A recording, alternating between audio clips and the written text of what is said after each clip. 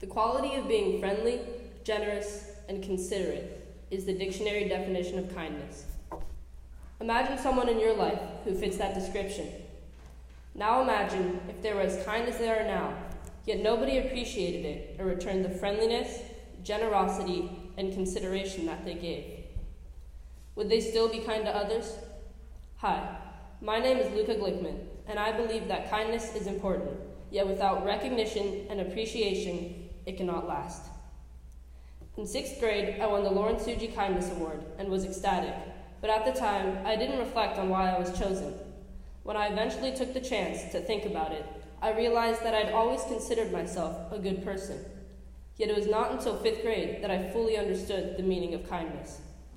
I did not know it at the time, but I was being shown what the concept really meant every single day. I had the privilege of being taught by one of the best examples I've seen, my classmate. One of my best friends from elementary school was the epitome of kindness. We'd been friends since the first days of kindergarten, immediately clicking. Even then, his love and helpfulness for others shined brighter than the classroom lights above us. We were in a Spanish immersion program, and I, like almost half the class, knew absolutely no Spanish. Trying to communicate with a teacher who pretended to only know Spanish was difficult, yet my friend, knowing only the basics he had learned from his nanny, tried his hardest to fill in the blanks in our sentences and help us get our points across to the teacher. As the years went by and our class got older, he still embodied helpfulness and generosity. When someone in our class didn't understand a math problem, even though he wasn't the strongest mathematician, he'd be the first person to offer help. I envied his knowledge and intelligence and loved when he shared it with me. Whether it was about space exploration, World War II, or Star Wars, he was always willing to share fun facts. His extraordinary kindness, so far beyond the run-of-the-mill niceness that most kids practice, really shaped my idea of who I wanted to be as a person. That's why I was devastated when halfway through our 5th grade year, he abruptly changed. My feelings and memories of that day are crystal clear. It was a bright and sunny day, a perfect day to eat outside during lunch. I was sitting with a group of friends on a low stone wall, maybe 2 feet high, that stretched from the small grass field to the lunch tables. After opening up our lunch boxes and seeing what food we had to eat, we began to talk. After a few minutes, one of the boys insulted my kind friend, and they got into an argument.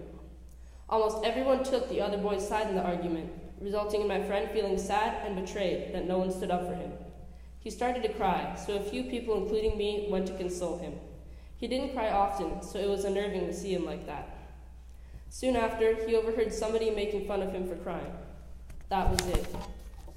The straw that broke the camel's back. In between sobs, he remarked how he had always been nice to people, yet nobody repaid him. Nobody was thankful or grateful for his kindness over the years. People had taken him for granted, and I remember his statement as if it were yesterday. "There's no point in being nice anymore," he said. At the time, it seemed like a meaningless statement, a statement that he would forget the next day after a playdate and a big scoop of ice cream. However, that was not the case. He didn't magically become a mean person. He just simply stopped putting in the effort to go above and beyond and show that little bit of extra kindness that was so unique to him. It wasn't that one comment that made him snap, but a culmination of people not appreciating his constant generosity and consideration. That moment at lunch changed a big part of him, and as a result, changed a lot about me. Entering St. Matthew's, I wanted to carry on his legacy.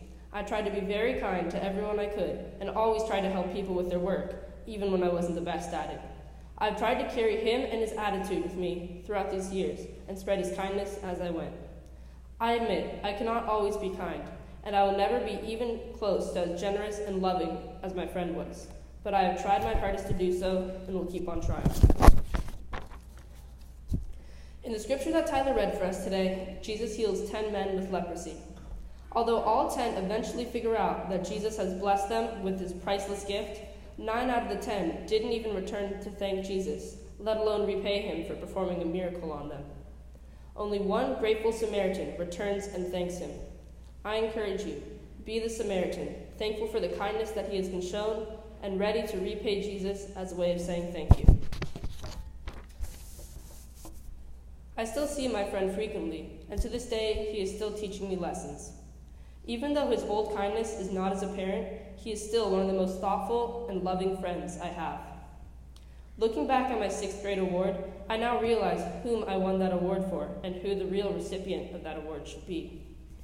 He will forever be my friend, yet because of a lack of outward appreciation from me, our friends, and everyone who had experienced his kindness, he was robbed of his want to be his kindest self. For that, I am forever sorry, and that is why I share this message with you today. Please, be the grateful Samaritan, be the appreciative friend, and repay kindness with kindness. Thank you.